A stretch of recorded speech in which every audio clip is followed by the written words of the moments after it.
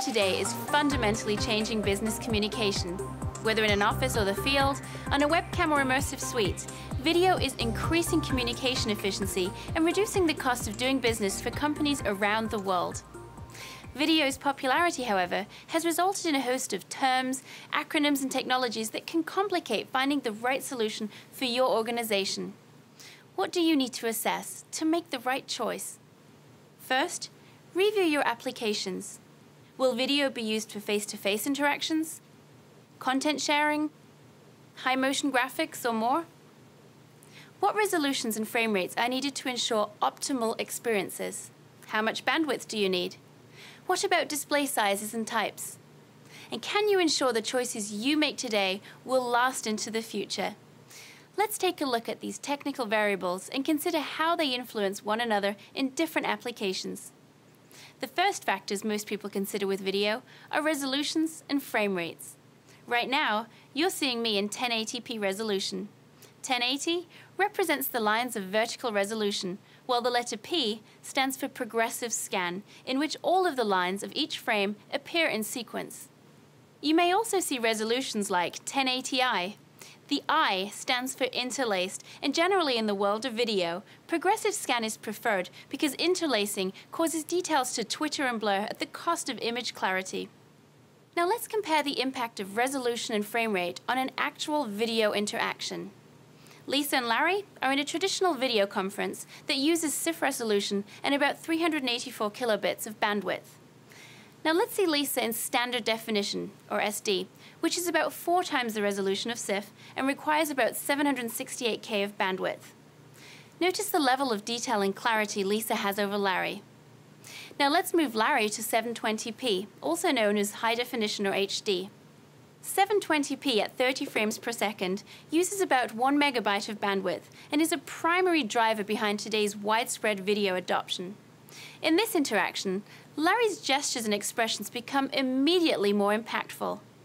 Everything we've seen up to now has been shown at 30 frames per second, but now let's take Lisa to 720p and also double the rate to 60 frames per second.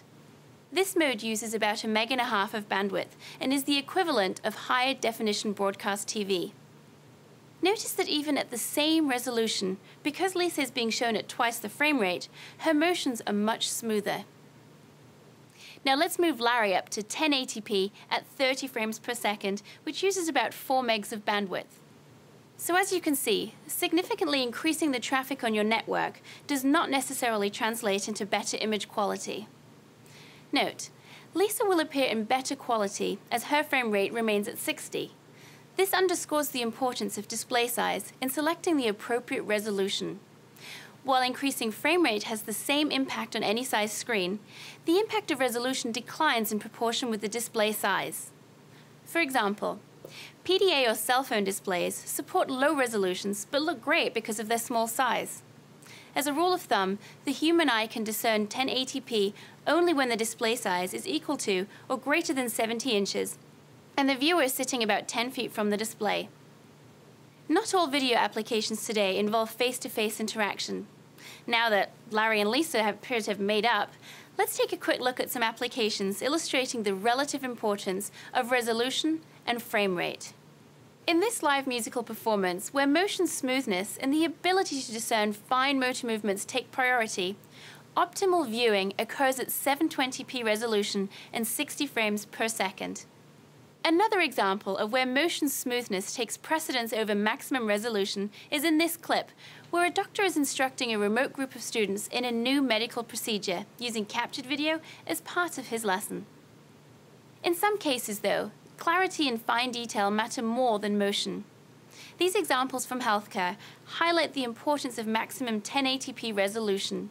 It's essential for the remote physician to see fine detail, such as an enlarged blood vessel or changes to the cornea. And in this example, the remote consulting physician sees the diagnostic image in 1080p high definition, enabling an accurate diagnosis of a patient hundreds of miles away. The importance of detail also extends into commercial applications. In these two examples, 1080p enables remote quality inspection of two very different products: a printed circuit board intended for use in consumer electronics, and a garment being manufactured for the retail market. In the world of video, clearly one size does not fit all.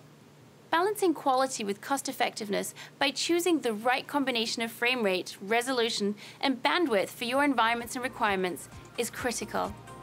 Whether you're video-enabling desktops, conference rooms, lecture halls, or immersive suites, we hope this video helps you make a more educated decision. For more information, we welcome you to contact your Polycom representative. Thank you for watching.